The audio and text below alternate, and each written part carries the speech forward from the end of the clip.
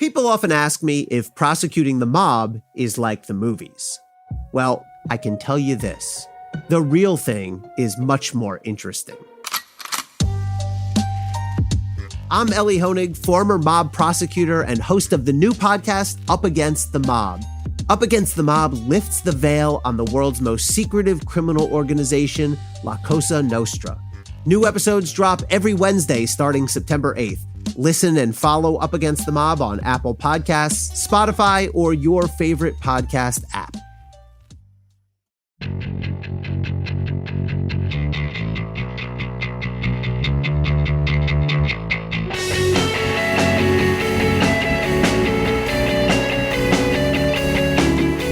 Hello, welcome to another episode of The Weeds on the Vox Media Podcast Network. I'm Matthew Iglesias. My guest today, David Shore, is I feel like he's been on everybody's podcast except this one over the past year or so. But, you know, we talk all the time. He's a very smart guy, one of the smartest analysts of the political scene. And I'm really glad to have you here. Welcome. And I actually wanted to talk way back to the 2016 campaign because you worked on that. And, you know, you do polling, public opinion analysis, that kind of thing. And I remember after Hillary Clinton lost, there was obviously an incredible amount of second guessing. Like, how did this go wrong? What went wrong? Blah, blah, blah. And I always thought that, like, the most underrated point there is that the campaign did the strategy that they did because they thought they were winning, right? Yeah. Absolutely. And I mean, I just, like, important to remember that, right? That, like, if the polls they had been looking at had said they were losing, they would have done something different. But they thought they were winning. Yeah, no, absolutely. You know, I think I like to joke that I have a boring consultant-driven theory of change that, you know, a lot of people on the left, you know, they tell this story that, you know, the reason why the Hillary campaign focused on these cultural issues and didn't, you know, talk about these economic issues, you know, was due to their donor base, you know, not wanting to, you know, being neoliberal shills, not wanting to piss off capital.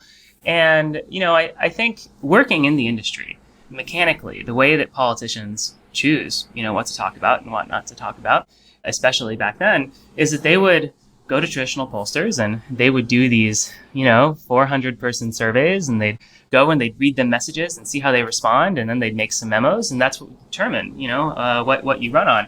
And I think in 2016, there was this problem. Obviously, the polls were all wrong. Everyone going into it thought that Democrats would win in a landslide and have a trifecta and all of this other stuff. You know, I think the reason why the polls were wrong, I mean, obviously, I think you're making a point that there were lots of problems that I think were clear to people, but you wouldn't take a bunch of political risks if you're ahead by 10 points in the polls. Like, I think if you're actually a Democratic staffer on the ground, you're going to think, I should preserve my political capital. I shouldn't put my neck out to argue with potentially influential people. And then you kind of have a whole mass of people doing that because they think everything's going well. But I do want to talk just a little bit about, you know, why the polls were wrong, because I think it intersects with this strategic thing that we were talking about, which is, you know, our main theory for why the polls were wrong in 2016 was this issue of non-response bias, that basically the people who were answering these surveys were very different than the people who weren't answering these surveys. And in particular, they were different on one key variable, which is social trust.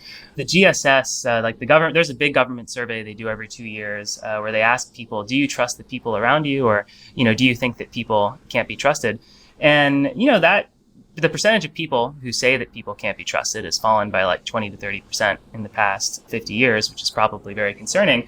But one, like, really operational thing is that people who say that they don't trust the people around them are substantially less likely to answer phone surveys. And that used to not be a very big deal, because it used to be that politics was about whether or not you believed in universal healthcare, not a question of whether you believe in conspiracy theories or whether you trust institutions. But Donald Trump really changed, you know, what it meant to be a Democrat in this country. And if you look at this, you know, everyone talks about college versus non-college, but if you look among non-college voters, you know, non-college voters who say that people can be trusted trended toward Democrats in 2016.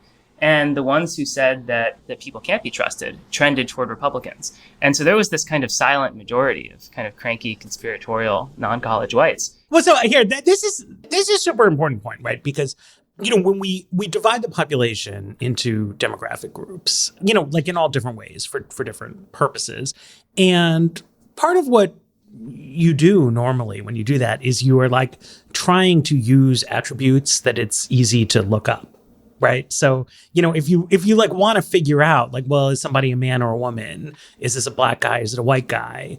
You can do that. Right. And you can ask someone very quickly on the phone, like, do you have a college degree or not? And if you look up in the census, right, like the American Community Survey, it says, OK, this is a high education county. This is a low education county. If I want to make a map or a scatter plot based on race, gender, education, age, it's like, it's moderately difficult. You have to know what you're doing, but it's easy to look this stuff up. Sometimes we can say, okay, like racial identity is a salient element of American politics and has been for a long time. The education divide, we've gotten used to talking about it a lot over the past 4 or 5 years, but it's a little mysterious because like nobody articulates themselves as a college graduate, I believe, right? Like that's not how people operate, but college graduates and working class people just differ along a lot of different dimensions. And part of what you're saying here is that there's like a psychological construct that's actually driving the political change, and the trusting people are just more likely to have gone to college. That's right. This divide that we see between educated people and uneducated people isn't like a mechanical implication of having degrees. There are people who get nursing degrees who are still quite conservative. It's more that there happen to be these two groups of people who really differ substantially on a variety of attitudinal and psychological measures. Social trust is a really big one. If you look at racial resentment, it is unsurprisingly also very salient. If you look at, the psychometrics people like to talk about openness to new experiences, that, some people, when they see novel stimuli, like get excited and energized, and other people like experience pain. And that also happens to be super correlated with education.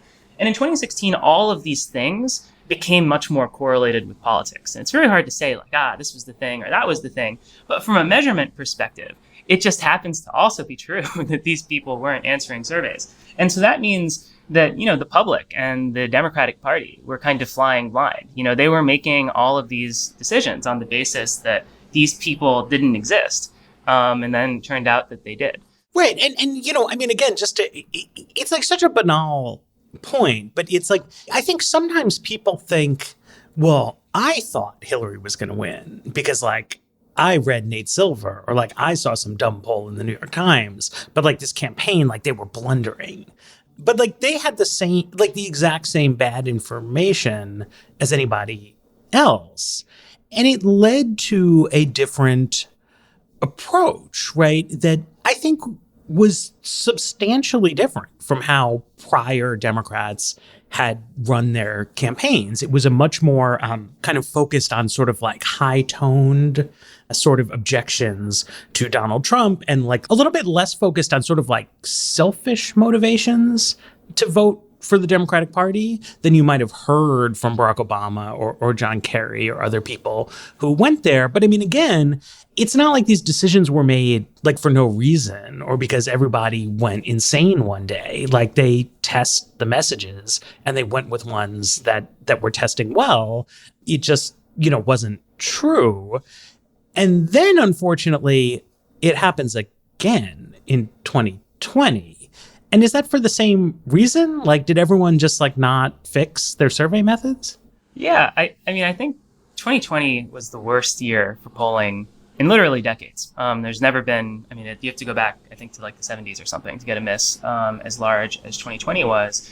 And so, it's worth decomposing 2020's polling error into kind of two different stories. The first story is this, call it like this state polling error, right? Like there was a Wisconsin poll before the election from a high quality pollster that said that Biden would win by like 20 points or 16 points or something ridiculous. He ended up winning by 1/3%.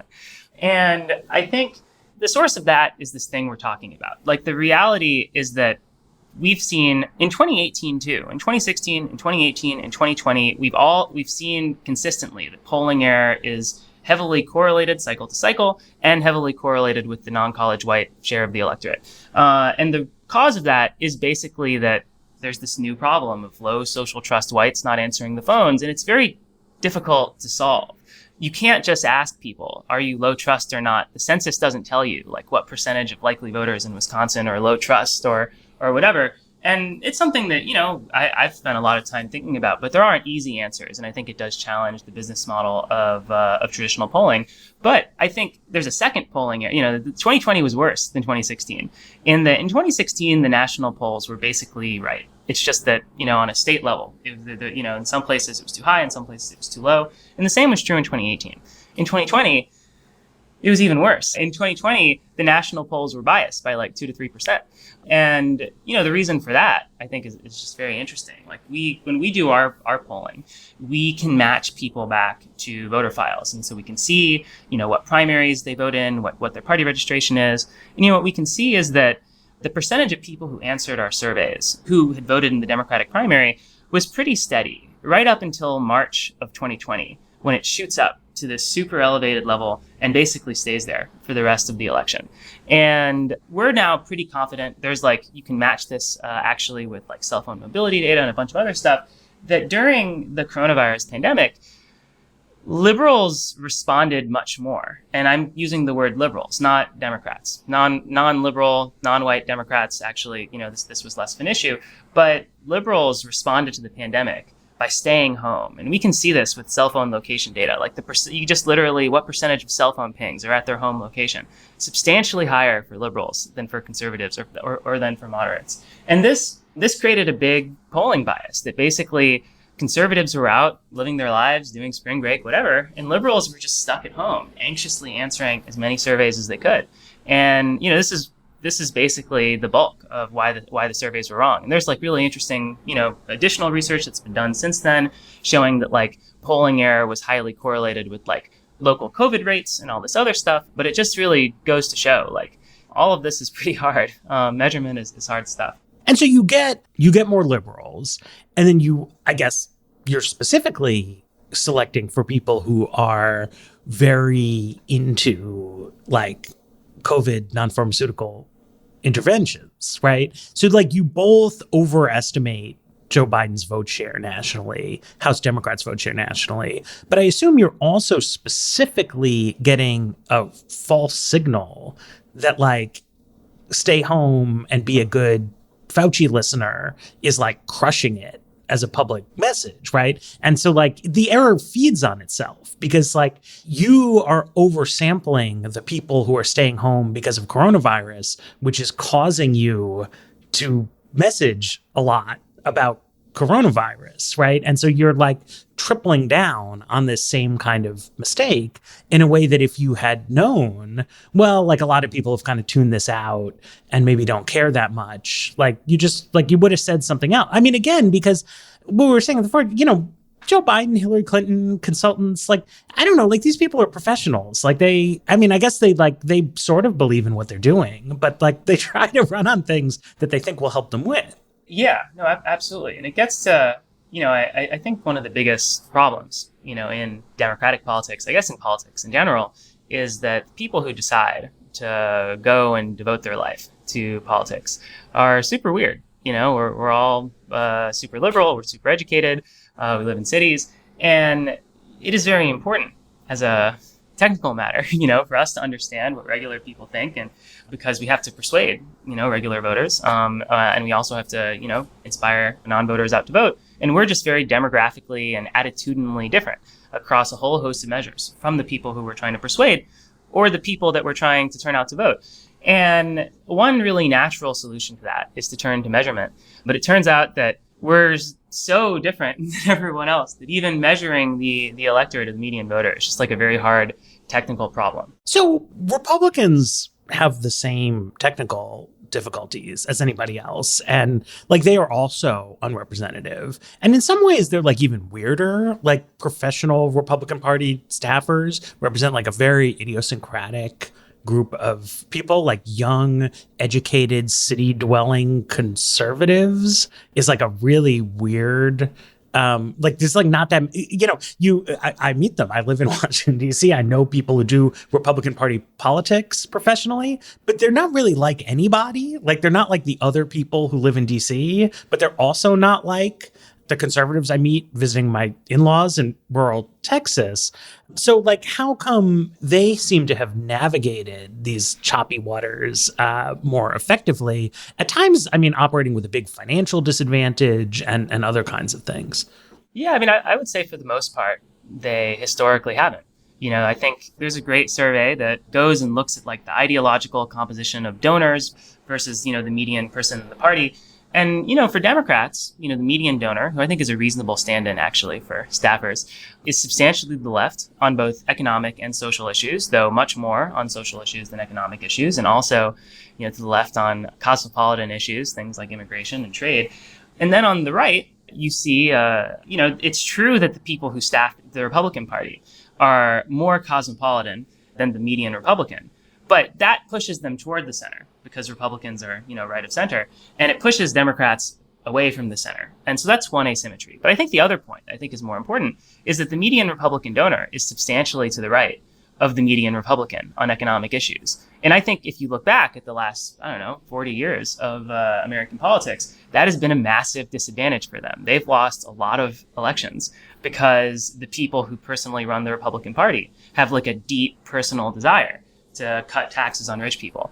And I think Donald Trump's big innovation was that he de-emphasized that. He went out. I mean, I think it took somebody like Donald Trump, who didn't come from this weird class of, globalist Republicans, to say, let's campaign on lowering immigration and not cutting Medicare. It's what the people want. And, that to people like us was, we coded that as something very extreme.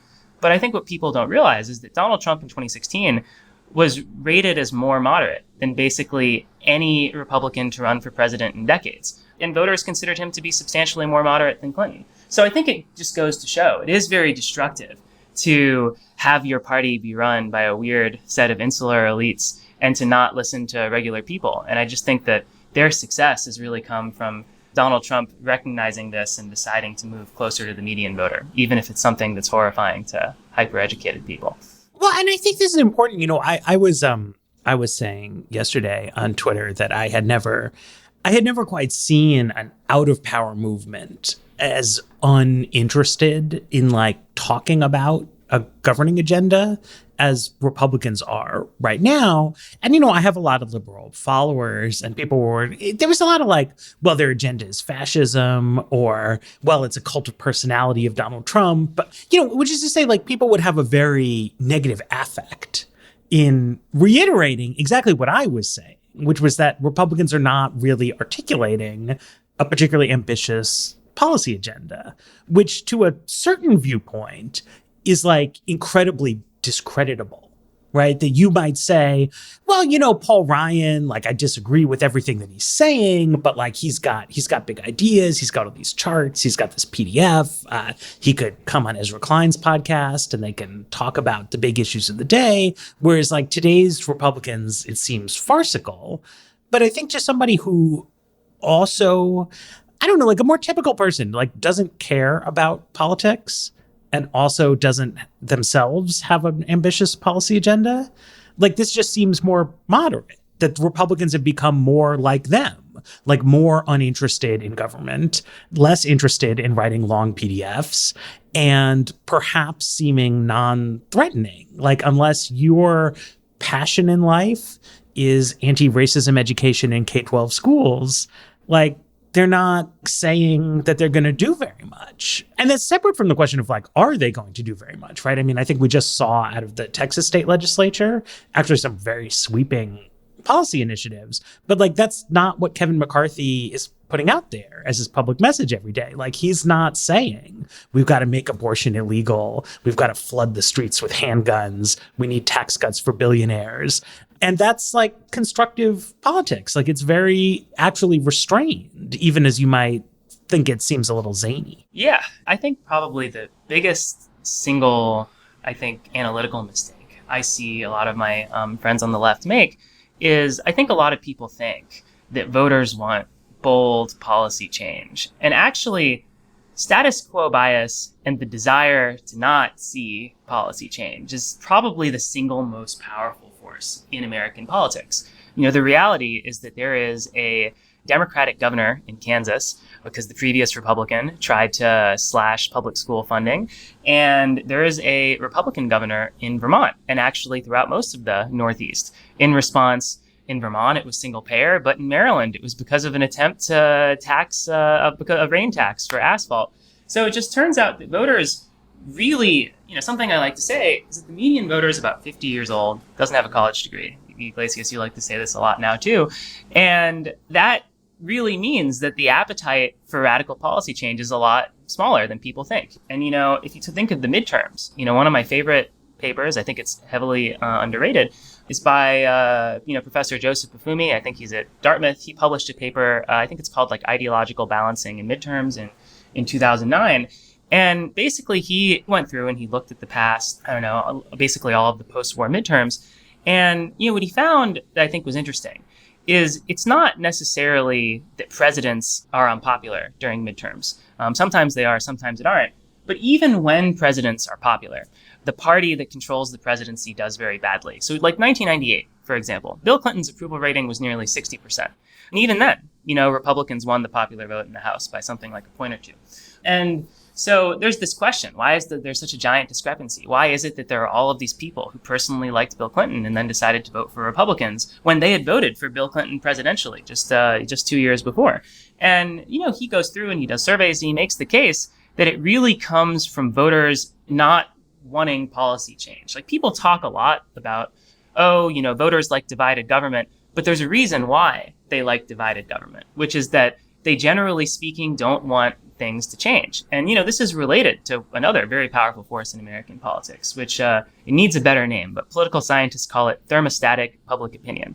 Basically, whenever there's a Republican president and Republicans try to do things, the public moves to the left in the opposite direction. And the more the president talks about an issue, the further they move to the left in response, which is why we saw immigration, the public get much more liberal on immigration during 2016, and why we saw the public get much more right-wing on healthcare during Obama's term.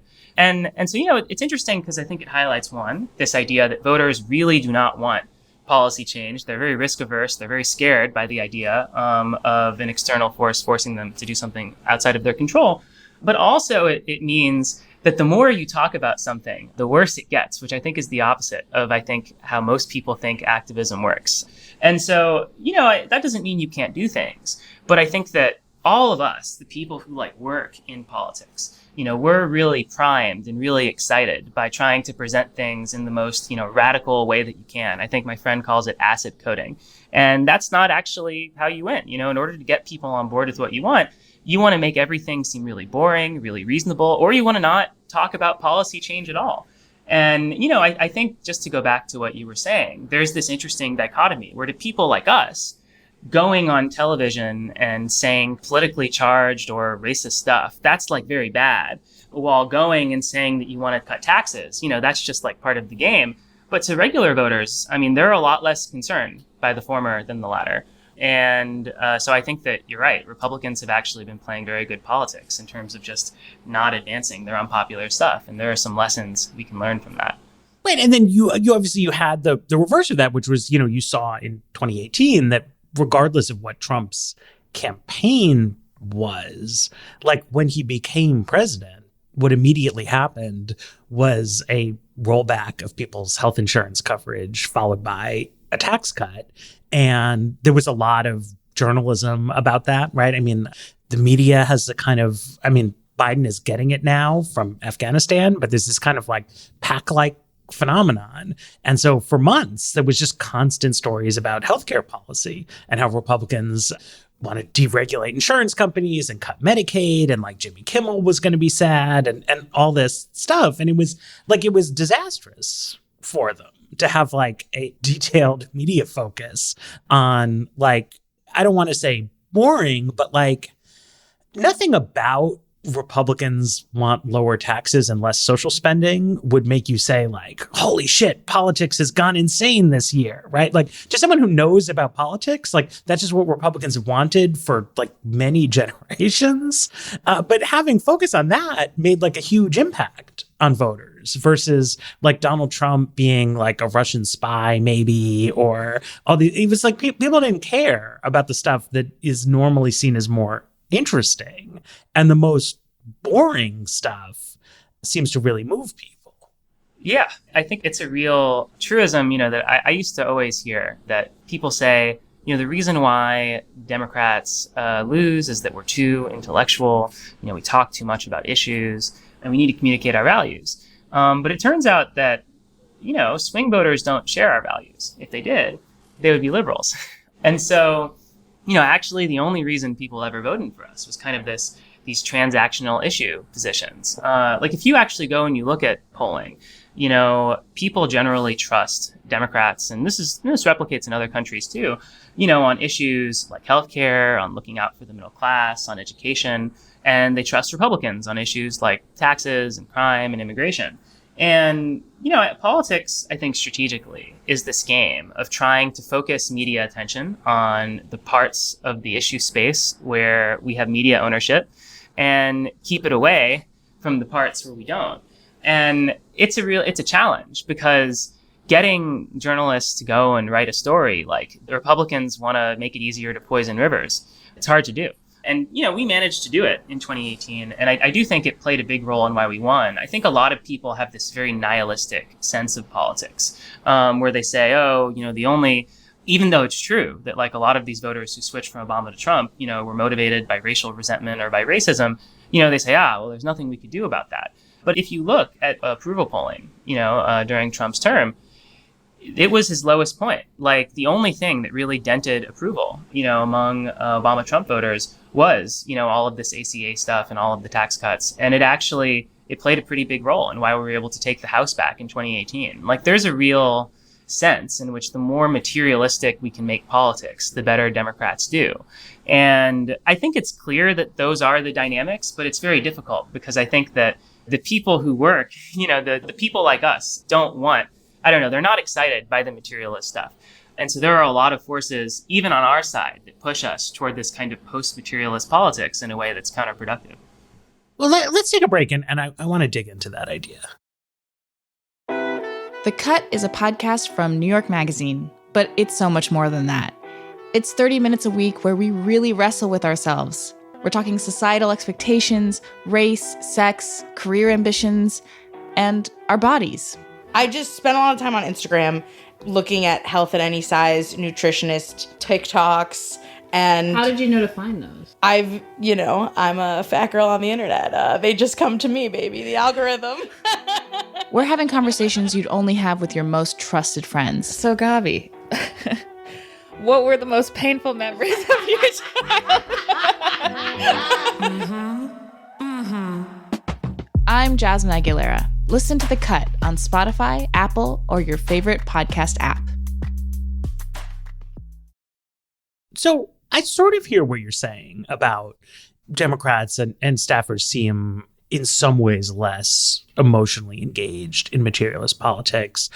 On the other hand, like, the Democratic agenda in Congress is in fact very heavily focused on these kind of material concerns, right? So it's child tax credit, it's subsidies for childcare, it's dental benefits for Medicare beneficiaries, it's a bunch of stuff like that, right? It's like Shore recommended kind of stuff.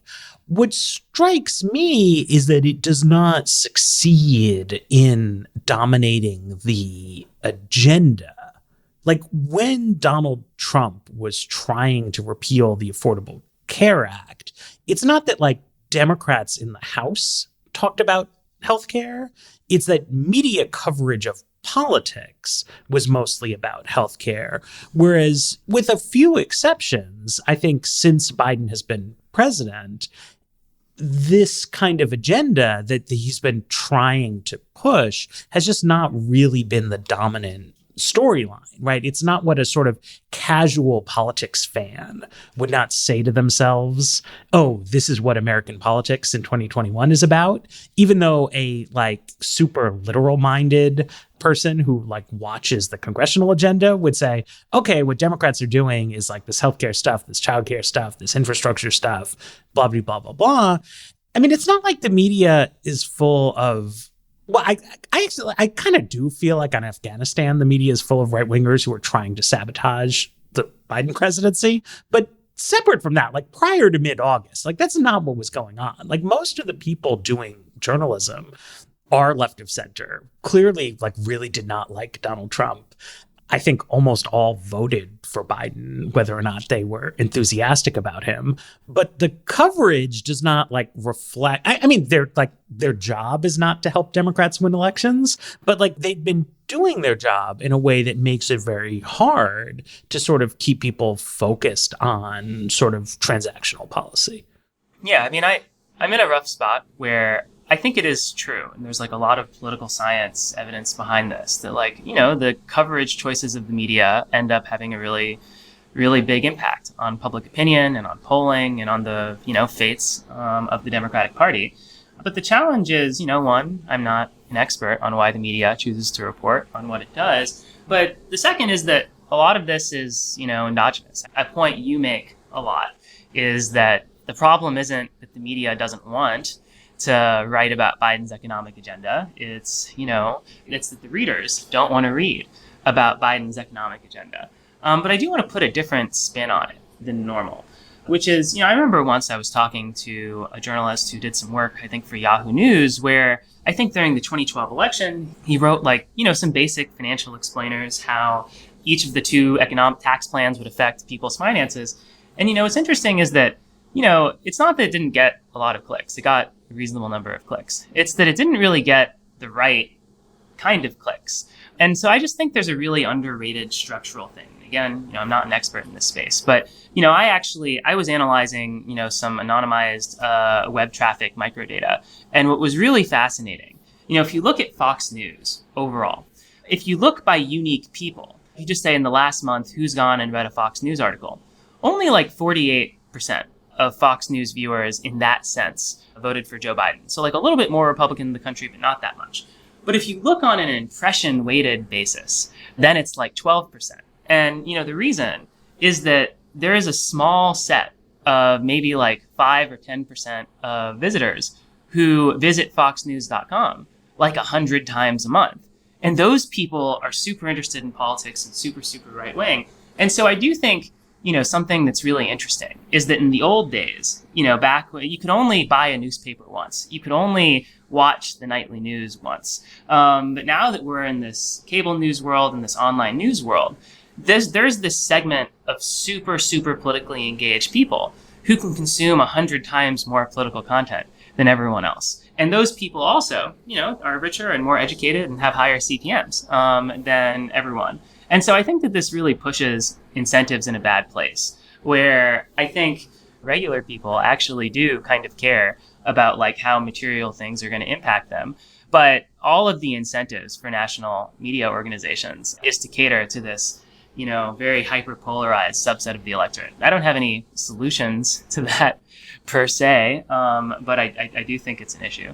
Yeah, and I mean, you know, I mean, obviously, just part of it, right? I mean, if you do digital media, right, and you're talking about an audience of working age people, you have a much better chance, like white collar people who are checking your website while they're supposed to be working is like they not only have higher incomes and like better ad rates, but they just like have more time to be reading your content.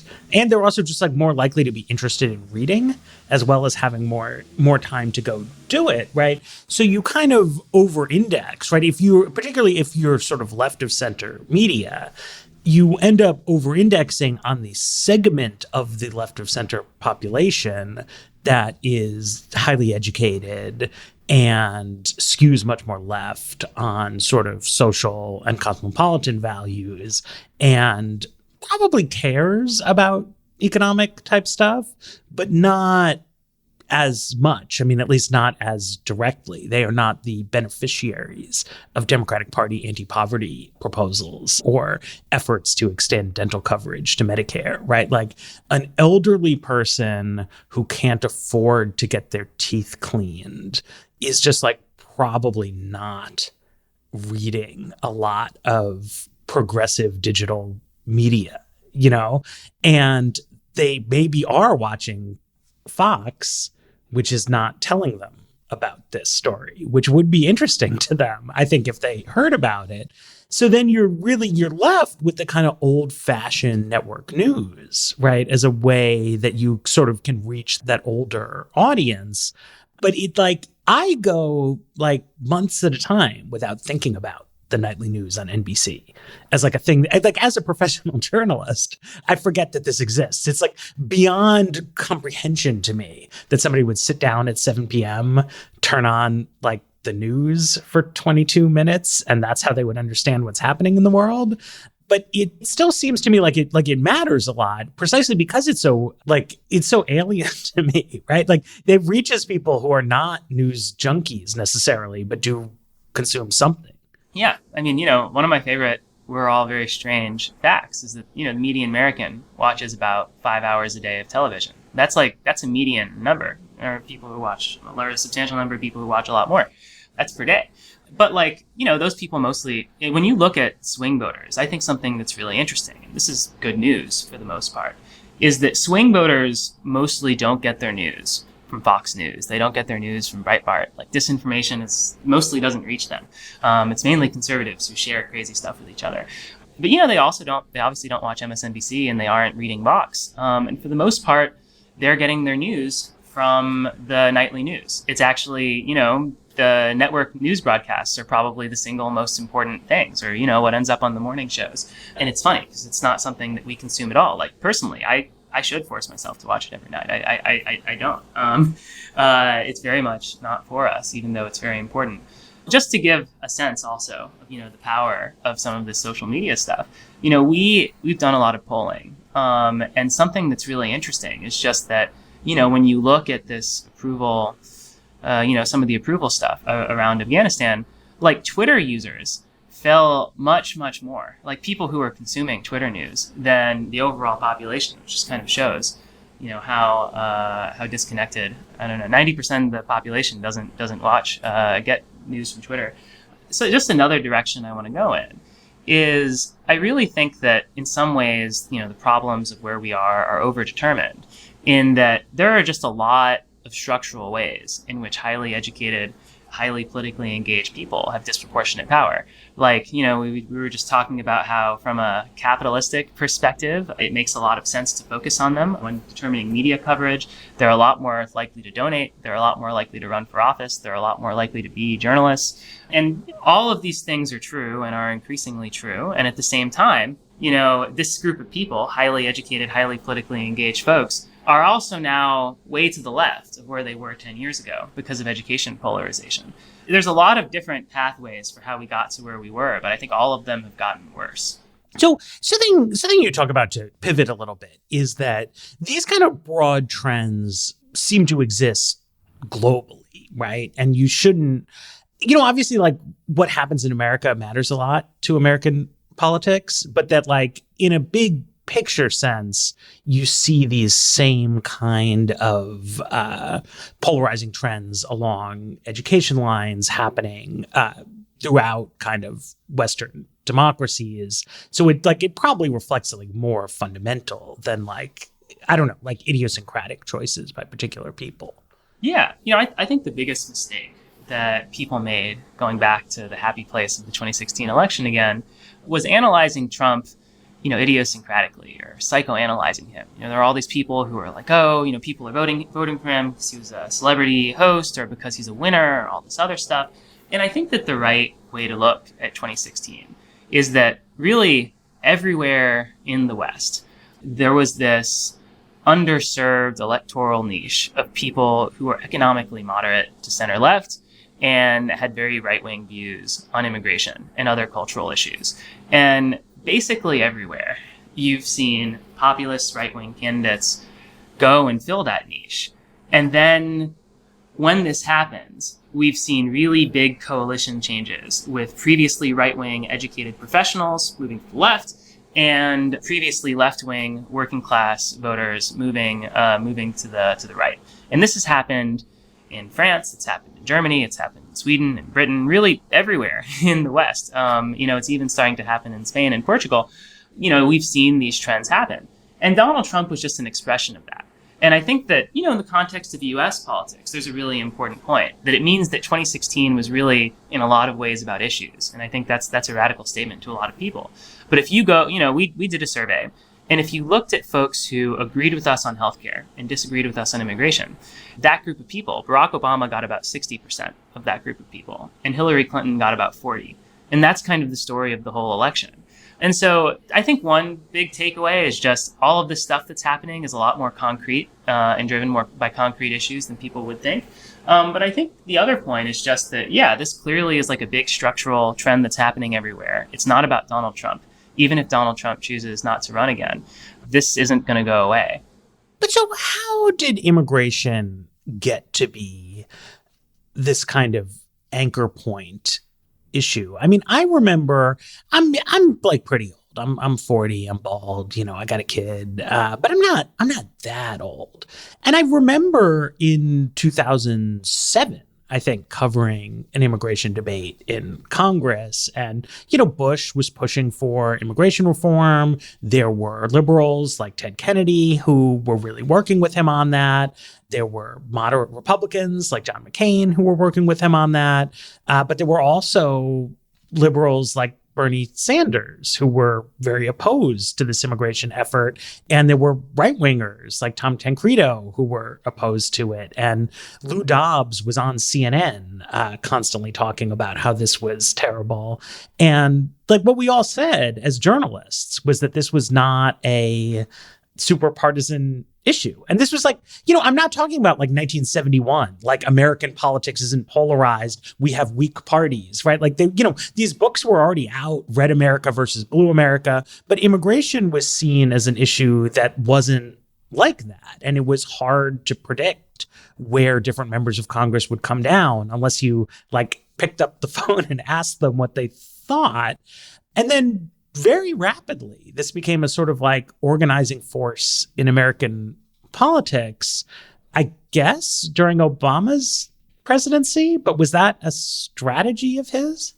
Well, if you go and you look at the polling, in 2006, there was basically no gap. Like Pew has a time series on this. There was no gap at all between Democrats and Republicans on attitudes toward immigration. And I like to tease, the older Democrats I know, where it's like, if you're 55 and you're a Democrat and you were a Democrat then, you decent chance you were against immigration. And we've kind of forgotten about that. Wait, so there was no gap, but they were also like mixed feelings in both parties. Yeah, it was like kind of, the question was something like, do you think immigrants make us stronger, or whatever. And, it was like pretty mixed for both Democrats and Republicans. And, it's happened since then. Starting in 2006, it's just kind of straight lined up so that now it's like almost all, self-reported Democrats, something like 85% have like pro-immigration attitudes. And on the Republican side, things have just kind of stayed steady at where they were. And so I think that's an interesting, paradox here, which is that immigration is more popular than it's ever been. Though I think ultimately, increasing immigration levels is still probably a below water idea, though a lot less than it used to be. So it's not that the country is getting more anti-immigrant or getting more right wing or whatever. The issue is the salience has changed. Like it used to be that your immigration attitudes were uncorrelated with who you voted for. And now they've become very correlated. And some of that is that a lot of liberals who previously, might have had some conservative ideas have changed their minds, people like Bernie Sanders. But a lot of it is also sorting. That basically you had a lot of the pro-immigration Republicans that were out there have sent, who were disproportionately educated have switched to become Democrats. And a lot of the working class white and non-white people who had immigration skeptical attitudes have switched to become Republicans. And so, I think just talking about these broader trends, I want to go back further in history, which is, all of these trends have been happening everywhere. And they've ultimately been happening for a very long time. And it's worth getting at why this is happening. And I think this will tell a story with immigration too, which is, I like to tell a story that immediately after World War II, there was about 4% of the population had a college degree, or at least the electorate. If you go out to now, in 2020, that number is more like 40%.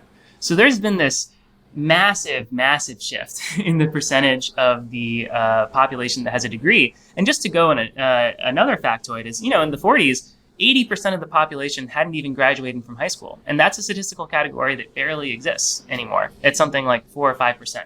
Yeah, I actually think that's super duper important because a lot of people sort of know this stuff about like education and working class, and they have some ideas about like the New Deal. And I do think it's important to understand that, like, at least in educational terms, like the New Deal era working class is essentially a class that does not exist today. Right. Now, we can think about like what that means and how it is. But like the people who were voting for FDR were people who didn't have high school degrees, and college graduates like were still like running all kinds of things. Like there were doctors and CEOs of companies, but it was not an electoral constituency like at all. Right. Like you couldn't tell. Whereas today that like didn't finish high school mass, I don't know what class vocabulary you want to use them, but like those people are all dead. Like they didn't become Republicans. They're like literally gone. No, I mean, that's exactly right.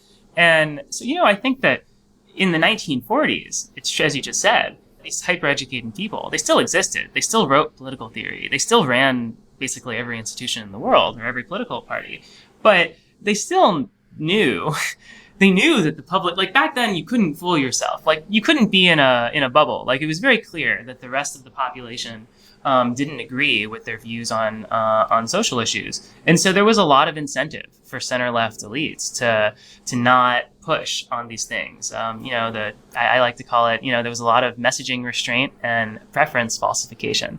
And, I think one of the few times this broke, the 1972 presidential election, one, there was an acceleration of education polarization, like McGovern did unusually bad in West Virginia and unusually good in the cities.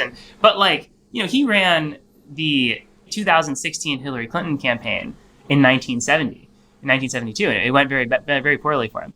And so I think that there was a lot of incentive to engage in a lot of restraint.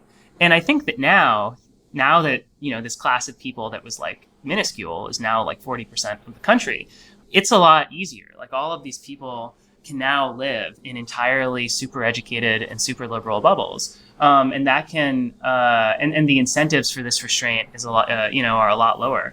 And so I think you can kind of see the, last 20 years of politics as, the Democratic elites increasingly feeling like they don't have to be as restrained as they used to be. And to some extent, that's true. There are all of these demographic trends that have helped. The country is much more secular. It's much more educated. It's a lot less racist under a lot of different measures, than it was 20 years ago or 40 years ago. But those trends have happened a lot faster in the areas where they live. New York has changed a lot faster than the country overall. And I think it's led to them overshooting. And I think that, that's led to this premature polarization on all of these different issues that have caused us problems. And immigration is like a big symptom of that. Well, I think, you talked about overshooting, but you used a term earlier that I think people may not know, preference falsification, which I think is sort of important to this dynamic, because part of what's going on is that you may not be able to win an election with like college graduates, but there are enough college graduates around that like if you yourself are a college graduate and you mostly socialize with college graduates and you live in a highly educated part of the country and you exist in a virtual community in which other college graduates participate, to state that you have views that are more like those of a 50-something working class person is like going to be a very, like an unpleasant experience. I think people sometimes overstate this, and they're like, there was this like kind of crazy Ann Applebaum article about Puritans and stuff like that. It's like not the end of the world if your friends yell at you, but like people don't want to be yelled at by their friends. And it's no longer sort of, I think, people in the 40s, the like tiny minority of educated elites, must have just like lied a lot to people to try to make their ideas and attitudes seem more acceptable to the public. And I don't know what, like they like went to their fancy clubs and they were like, ha ha ha, like we really got one over on them or something. And it just feels like that doesn't work today. That like when Biden tries to strike a sort of America First tone on something, like everybody gets mad at him, right? Like in a very sort of public way. And there's like something good about that. Like, I don't want to be like, everyone should lie more because, there's reasons to be honest and there's reasons to want politicians to not be lying constantly. But like, I do feel like traditionally lying is like an important part of politics. Yeah. I think to frame this back in terms of power, hyper-educated liberals, we have a lot of power in a lot of different ways. Obviously, as I said before, we vote more, we donate more, we run for office more, we, disproportionately staff the media and political campaigns. And so that gives us a lot of power. And we have a lot more power than we did, 10 years ago or 20 years ago due to a lot of complicated social forces. And I think that what we're seeing is us as a class exercising this power and successfully being able to recast the Democratic Party in our image. And I think there are some upsides to this, though I think, morally, one statistic that I like is that if you look at people who voted for Joe Biden, there are 3 times as many moderate or conservative non-white people who voted for Joe Biden as there are very liberal white people who voted for Joe Biden. And yet the latter group is like infinitely more represented, in terms of the media, in terms of really anything. And I think the story is that, look, it's a little morally dubious that like a hyper-educated, hyper-privileged group of people is like, maybe our views are better and maybe it's good.